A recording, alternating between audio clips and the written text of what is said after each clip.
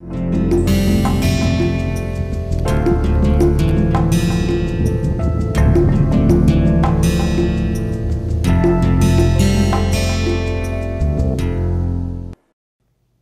back to the lecture series in bioenergetics.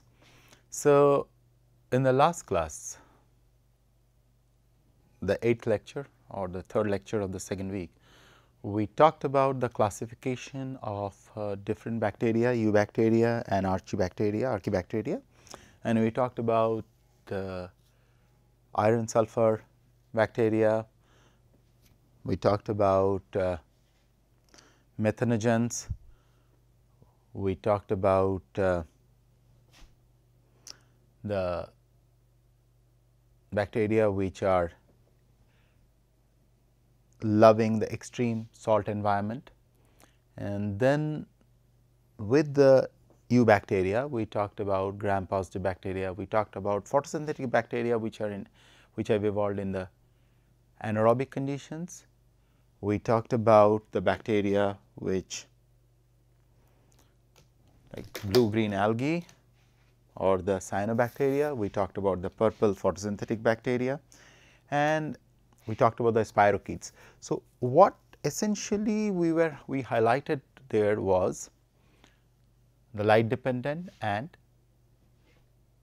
chemical dependent synthesis of molecules. So, today we will talk about the basic parameters of thermodynamical parameters, which in the first week we covered a little bit, and I kind of giving a gap to pick these up because these are some of the concepts, and what I personally believe that these concepts should get into your system slowly, so that you get time to digest and kind of figure it out. Okay, this is what is happening.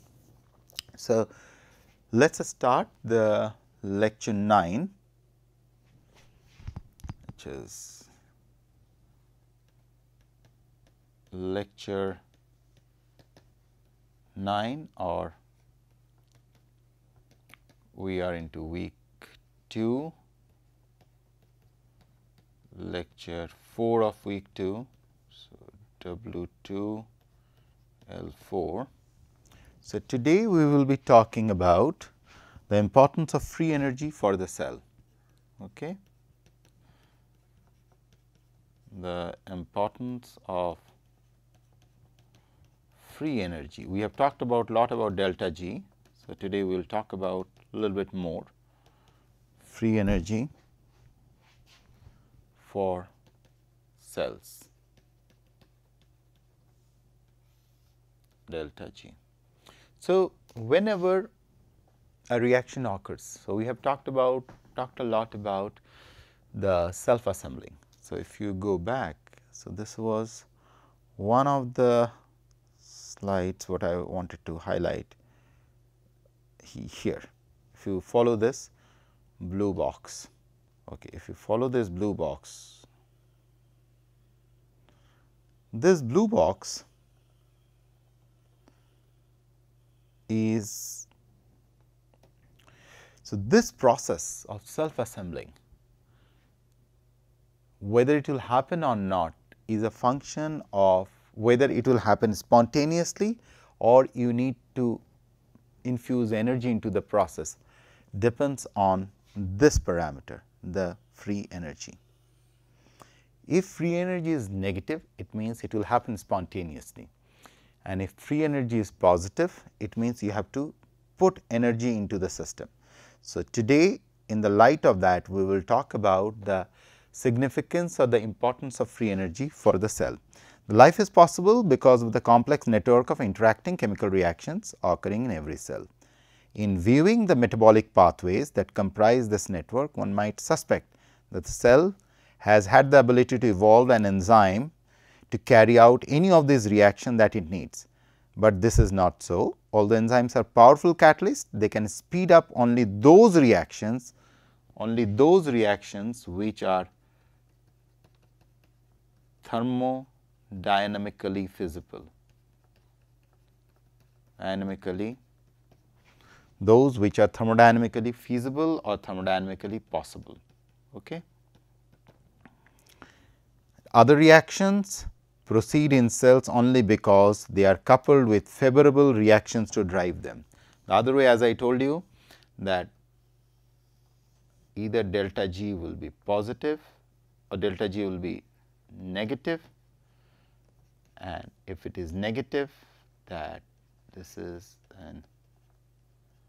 a spontaneous reaction, and if it is delta G is positive, you need energy input. And energy input in terms of coupled to favorable reactions to drive it, and we will come later about it. Coupled to favorable reactions to drive it. Okay. So, when we talked about coupled to a favorable reaction to drive it, this is very significant, because biology will observe this is, and this will come time and again. So, it will be something like that. Say for example, a reaction say A to B has to occur, and that is an energy intensive process. You will see this reaction will be coupled with another reaction, which will ensure that, so this may be X to Y. So, this coupling is a common process in biological modules. This is not something which is seen somewhere else, but in the biological world, in the world of life we are, this kind of coupled reactions are extremely important. Okay. So, coming back about the delta G and in thermodynamics, the question is whether a reaction can occur spontaneously or instead that needs to be coupled to another reaction, and especially this coupling happens when delta G is positive, okay, is central to most of the things. The answer is obtained by reference to a quantity called free energy. The total, in other word, the total change in free energy during a set of reaction determines whether or not the entire reaction sequence can occur. So, what essentially is that this thermodynamic parameter delta G is exceptionally critical for you to realize whether it is spontaneous. The take home message is whether it is a spontaneous reaction or whether it is coupled with something, because it is a positive. It needs an energy input, and energy released by change in chemical bonding is converted into heat. This is the next concept. What is important is, that is where the enthalpy and the entropy concept comes, is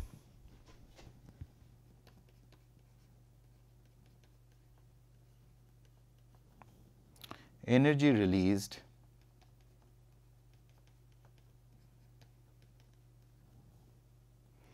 by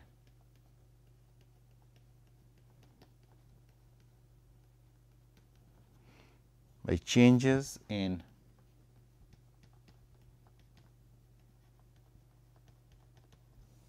chemical bonding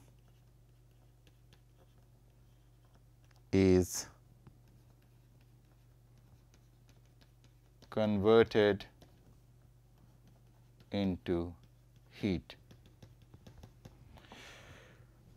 So, energy released by changes in chemical bonding is converted into heat. So, in other words, a molecule A is converted into B. Okay. So, the energy released by the change in the chemical bonding, part of it is liberated as heat. This concepts is really essential for us to appreciate, because as we will move through, you will realize. So, where this whole concept comes into play is, whenever we talk about an engine, a cycle or energy involvement, we always talk about that how much energy is lost in the form of heat. Whenever there is a conversion, whatsoever, it is an inorganic world, organic world, bioorganic world, or the world of petrol or the energy rich molecules in terms of like inflammable gas. So, we always talk about how much in that conversion it is lost as a heat. So, as a matter of fact, most of this process one needs to really, so whenever there is an change in the chemical bonding pattern, so some double bond become a single bond or likewise so forth, there is some energy which is converted. So, there is never an absolute conversion of energy. So, if for example, I say I started with 8 unit, okay, and a part of it will be lost while conversion or something will be lost as heat. So, there the efficiency of an engine, efficiency of a conversion, the energetics efficiency is considered in a situation by the basis of what is the least amount of heat which is liberated. A efficient system is the one which liberate extremely low amount of heat as compared to a system which liberates a lot of heat. So, what is the amount of heat which lost in that whole process says that the system is not energy efficient, because because the problem is you have to always realize. So, say for example, your brain does, like, try to understand it by an analogy, a different kind of analogy. Your brain is processing information at a rapid pace. A computer is doing the same thing. You are running processors after processors and a computer, you are adding processors and everything, and it is converting. But a computer gets heated up if you keep on increasing the number of processors, right? Whereas you think so many things, still your brain can withstand. So, biological modules, what have evolved over the years, over billions of years, have ensured that the evolution of heat could be compensated some way or other. But energy released by changes in the chemical bonding is converted into heat. That is a common phenomena. And based on that, if you some way or other can quantify this heat, then you can tell about the efficiency of that conversion. The lesser the heat evolved, the more is the efficient conversion into it, or rather maximum utilization of the energy. Okay. So, say for example, ATP molecule gets broken down, say to ADP and eventually to AMP. Okay. So, in this whole process there is energy which is released and some form of heat is also released during this process. So, depending on which molecule liberates least amount of heat, one can say how efficiently it is converting into the process. Okay. So, this is one concept which I will be talking further in the next class, where we will talk about energy released by chemical changes, chemical bonding. Energy released by the changes in the chemical bonding is converted into heat. So, and in order to understand, like, this is something like this. So, for example, an enclosed system, if you consider an enclosed system like this, okay, and here you have a box and here you have a cell,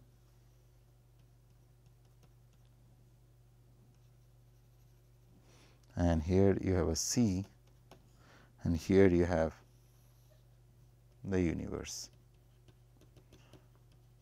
Okay. Now, an enclosed system is defined as a collection of molecules that does not exchange matter with rest of the universe. Okay. So, this is an enclosed system what we are talking about. Okay. So, enclosed system is defined as collection of molecules enclosed system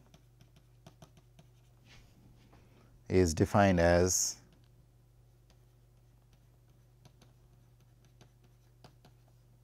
collection of molecules that does not exchange matter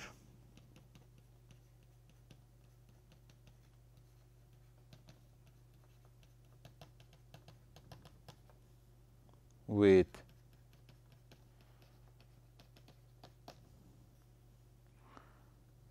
rest of the universe. So, keep that in mind, it does not exchange any matter with rest of the universe. Okay. For example, this is a case of a cell in a box. Okay. Any such system will contain molecules with a total energy of E. Okay. Such system will have a total energy of E. Okay. Any such system will have, and always remember that this is not exchanging any molecules from outside, total energy of E. Okay.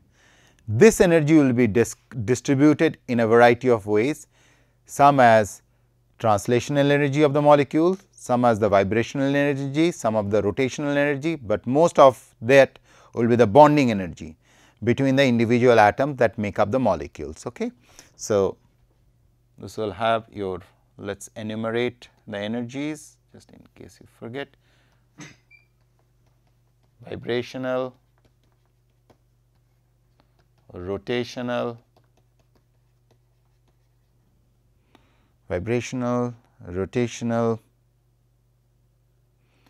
and the bonding, and the major chunk will be the bonding. These will be the minor ones, okay, that makes up the molecule. Suppose that a reaction occurs in the system. The first law of thermodynamics places a constraint on what type of reaction can occur in the system. It states that in any process, the total energy of the universe remains constant, or whatever be the process. This is what the first law of thermodynamics says very clearly.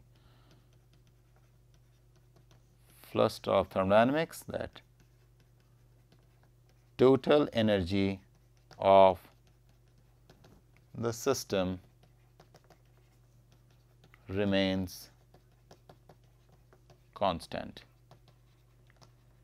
Keep this in mind. This is essentially what the first law of thermodynamics states. For example, suppose there is a reaction between A to B occurs in an enclosed system which release a great deal of chemical bond energy. This is what is being released. We are trying to talk about this released chemical bond energy because of the breaking or the making of the bonds. Okay. This energy will initially increase, and the intensity of molecular motion, translational, vibrational and rotational in the system, which is equivalent to raising its temperature. However, these increased motions will soon be transferred out of the system by a series of molecular collision that heat up first the walls of the box and then the outside world. So, what will happen? So, there will be a lot of collision of the molecules. So, this is going to heat up the kind of hit upon these, and this will eventually get transferred outside in the form of heat.